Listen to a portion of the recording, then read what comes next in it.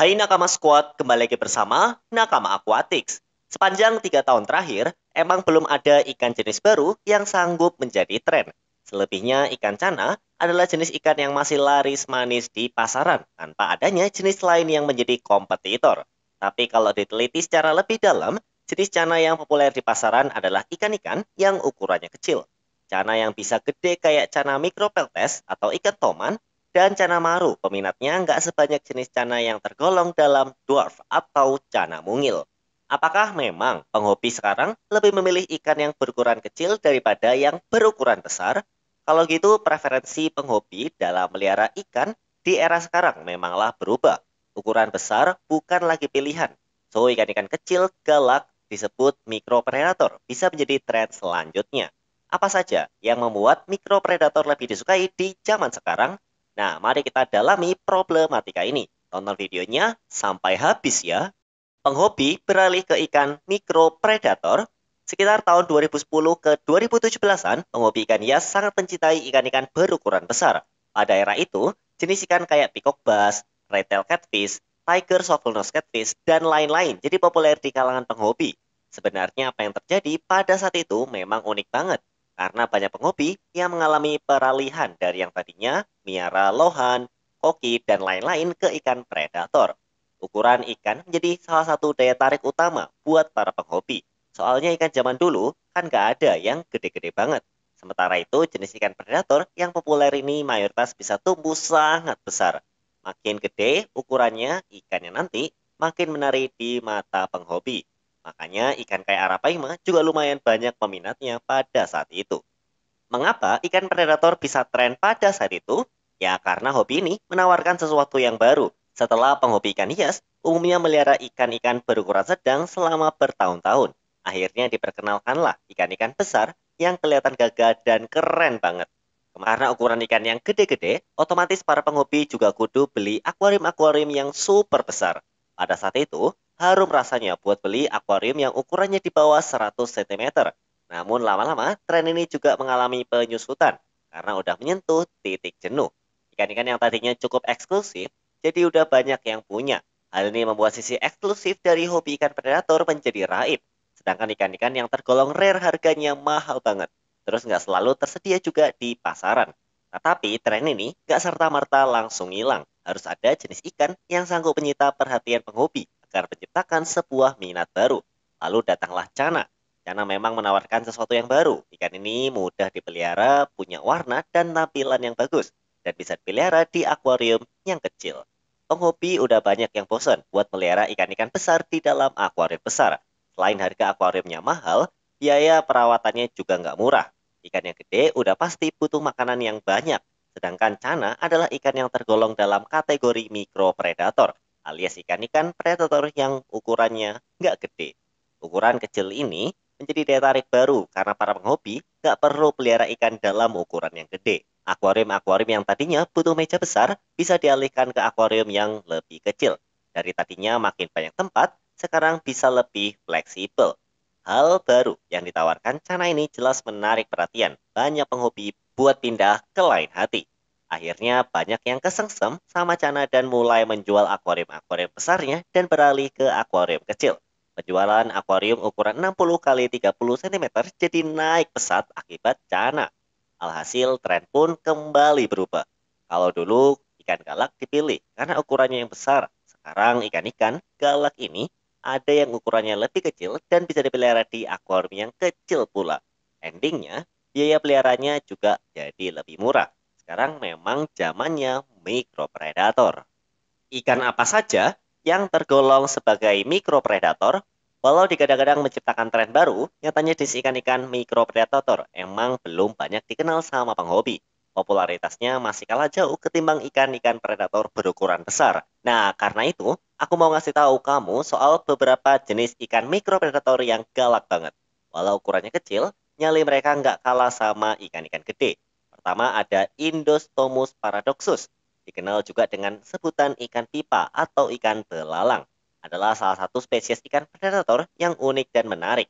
Ikan ini berasal dari perairan tawar di Myanmar, sekapung sama cana fire and ice. Keunikan ikan ini ada pada penampilannya yang mirip dengan pipa atau batang rumput, yang membuatnya mampu menyamar dengan lingkungan sekitarnya dengan sangat baik. Dalam bahasa Inggris, Indostomus paradoxus juga dikenal dengan sebutan praying mantis fish, karena sikapnya yang mirip dengan belalang sembah.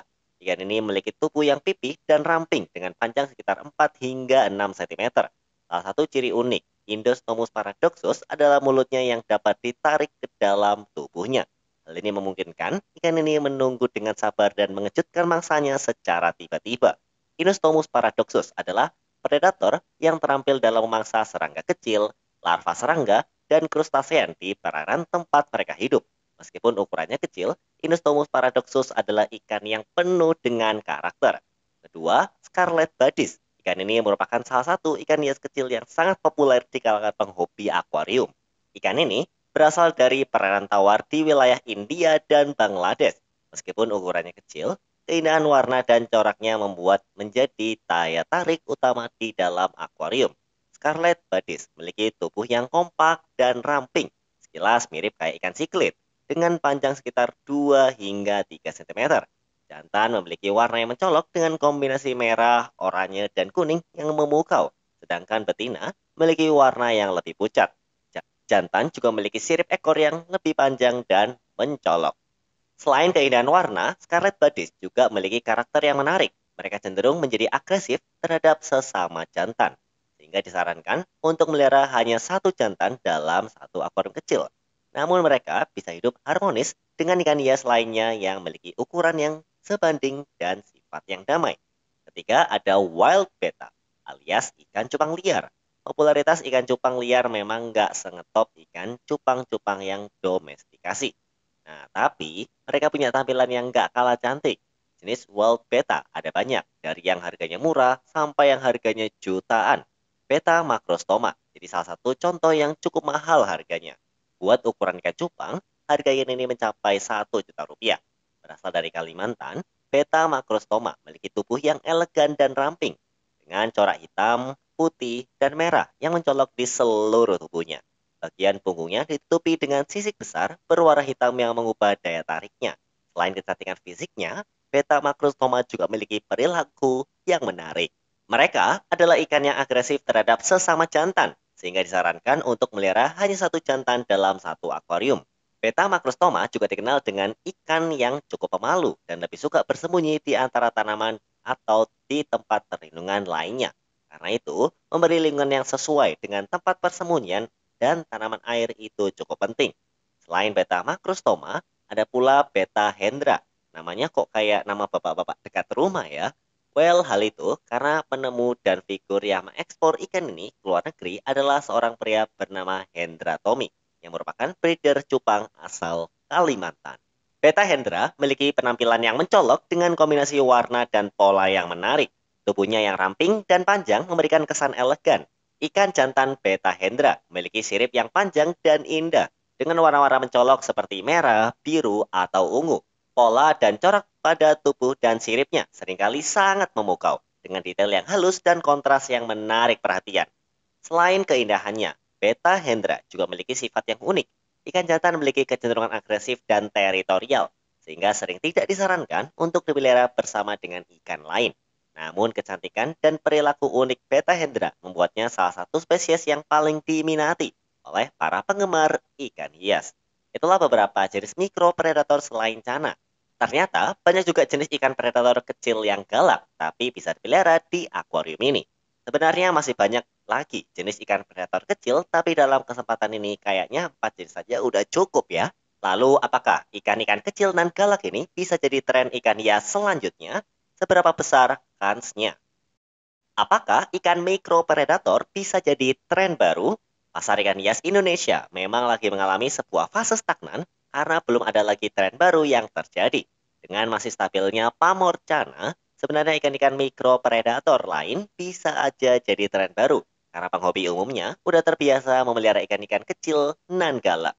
Kecenderungan penghobi ikan sekarang yang membeli akuarium-akuarium kecil juga bisa menjadi peluang untuk jenis-jenis ikan mikropredator agar bisa menjadi pilihan jika ada yang mulai bosan sama cana. Soalnya dari segi tampilan, ikan-ikan mikropredator ini memang nggak kalah keren. warnanya juga nggak kalah cantik. Yang pasti, harus ada sebuah gebrakan dan pengaruh besar yang membuat mayoritas penghobi ikan hias jadi memilih ikan-ikan mikro predator. Peran influencer dan media-media akuatik dalam mengabarkan soal ikan-ikan mikro predator ini juga pasti akan memberi dorongan yang baik buat menaikkan ikan kecil cabai rawit ini agar bisa diminati oleh halayak ramai. Sampai sekarang memang belum ada tanda-tanda bahwa ikan mikro predator selain cana menjadi salah satu yang digemari. Ikan-ikan wild beta masih terkendala masalah ketersediaan karena ikan-ikan ini merupakan ikan tangkapan alam yang populasinya kian kritis sehingga sulit didapat. Faktor ini juga bisa menjadi alarm berbahaya karena belum banyak yang membudidayakan jenis wild beta. Selain itu, pasar juga belum terlalu tertarik buat menyediakan ikan-ikan mikro predator. Dari beberapa jenis ikan yang disebut di bab sebelumnya, hanya beberapa yang bisa kamu beli di pasaran. Scarlet Buddies sempat muncul di pasaran, namun sekarang keberadaannya menghilang. Para pedagang dan importir juga harus berani menyediakan ikan-ikan ini, karena ikan mikro predator masih cukup fresh gengsinya, karena belum pernah menjadi tren. Jika ingin menciptakan tren baru, pihak pedagang dan importir harus rajin memperkenalkan ikan-ikan ini yang dibantu juga oleh influencer-influencer ikan hias yang juga punya pengaruh besar. Kesimpulan, jika hal ini bisa terwujud, bukan nggak mungkin dunia ikan hias lokal bisa punya tren baru yang pastinya bakal membawa banyak minat serta membuat suasana menjadi semarak lagi, layaknya ketika pandemi. Apakah kamu setuju kalau ikan mikro predator bisa jadi tren selanjutnya?